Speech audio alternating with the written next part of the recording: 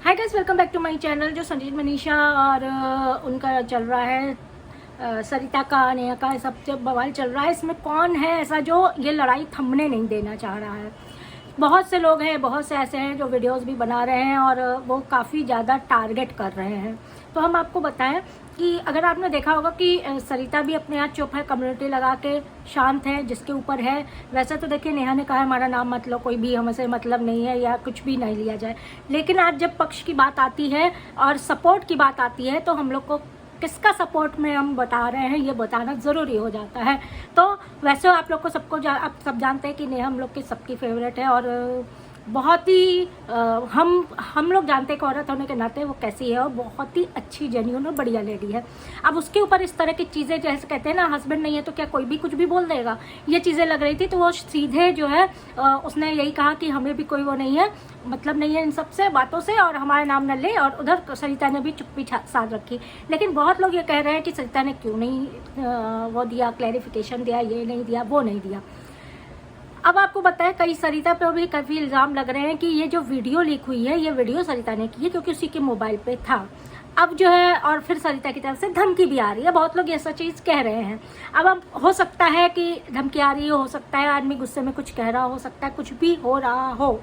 इधर नेहा ने भी अपनी चीज़ सामने रखी कि भाई मैं लीगल जा रही हूँ, मुझे इन सब में पछड़ों में, लड़ाई झगड़े में, गंदगी में नहीं पड़ना है और मैं लीगल जा रही हूँ। और वो लीगल गई है।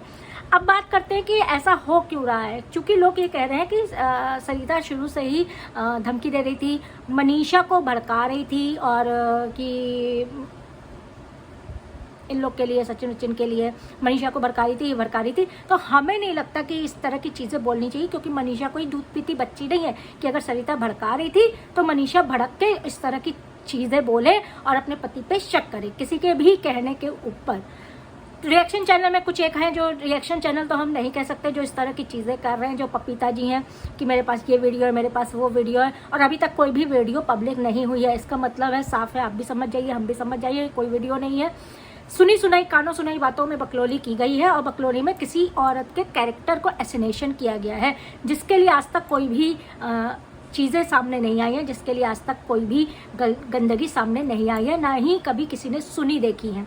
देखिए, बहुत लोग, हम लोग रिएक्शन चैनल वाले भी बोलते हैं, अब किसी का देखिए क्या क्या भाई पोल खोल रहा है, ये खोल रहा है, वो खोल रहा है। लेकिन ये ऐसी लेडी है, आयरन लेडी जिसको यूट्यूब की कहा जाता है, साफ सुथरी, पाक साफ, बैकग्राउंड साफ सुथरा, जो उनका ऑरा है, जो उनका हर चीज़, पर्सनालिटी है साफ सुथरी, तो उनके ऊपर इस तरह का कोई एक दो लोग इस तरह के इल्ज़ाम लगा रहे हैं तो वो चीज़ बुरी होती है।